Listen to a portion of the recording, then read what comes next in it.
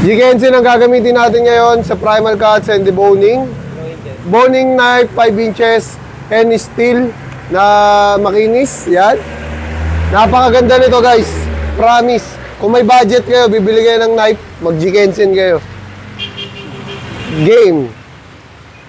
So primal cuts and deboning para sa mga baguhan. Wala pang hasa-hasa itong Jigensen na ito mga idol ha.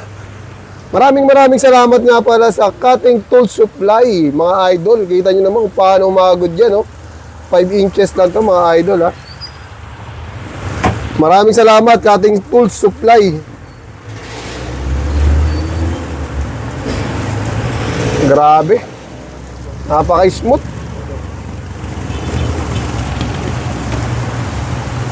Napaka-smooth nitong knife na ito mga idol. Ayan, 1, 2, 3, 4 dahil walang buntot. Siyempre may iwasan tayong buto rito. Tapos balik lang. Ayun o, grabe, wala pang hasa-hasa yan mga idol ha. Itong ginagawa kong pag-i-steel guys, ganito yung pag-i-steel ng pang Australia. At dahil isang buwan na rin si Sir Carlo Noriesta sa Australia guys, binigyan niya tayo ng idea yung pag-i-steel nila sa Australia. Pag ganito lang guys oh, 1, 2, tapos magaan lang yung hawak, parang hangin lang oh. Ganyan, ang tamang pag-i-steel sa Australia mga idol. Shoutout nga pala kay Sir Carlo Noriesta sa Australia guys. Ito sa patahind, ito yung joint, ayan yung joint guys ha. Iangat nyo lang yung knife nyo, ayan oh. Oh. Ayan, kita nyo naman, kuha na agad natin sa joint mga idol. Tapos ganito pa yung gamit nating knife, talaga namang grabe. Sobrang solid mga idol. Ito yung buto, ito yung joint. Yan, kita na agad natin yung joint, lumabas na. So hiwain pa natin isa. Okay? So pag nakita nyo na yung joint, pwede kayong magsimula dyan sa joint. Ikot nyo lang yung knife nyo pa letter C. Pag ganun lang oh. Yan, pag nagawa nyo na yan, sundan nyo lang yung buto rito, palabas. Tapos dagger, sundan nyo lang din yung buto, palabas dito sa kabila. Adjust lang kayo 1 inch. Yan, pwede na natin matanggal tong pelvic bone. Grabe oh. Grabe yung Jigensen mga idol. So ito naman, first layer mga idol. Yan, kita nyo naman, walang kapersa-persa yung paggamit ko ng knife mga idol. Yan, tas dagger oh. Dagger. Diba? Grabe yung knife mga idol. Sarap gamitin. Tas ito, tip lang ang gamit, tip lang. Tanggalin natin yung mga laman sa ibabaw, yun oh. Diba?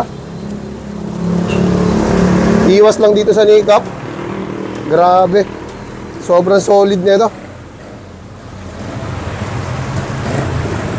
Etong Jigensen guys, subok ko na talaga to. Kay Ma'am Shasha pa lang, ito yung unang-unang knife na binili ko. Ayan. Kaya pag bibili kayo ng branded na knife, mag-Jigensen kayo, promise. Di kayo masisira. Di ko tataya yung karangalan natin dito mga idol.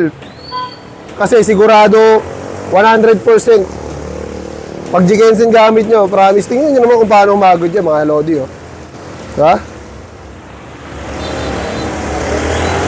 Wala ka persa-persa yan. Tapos naka-power grip lang ako. Diba?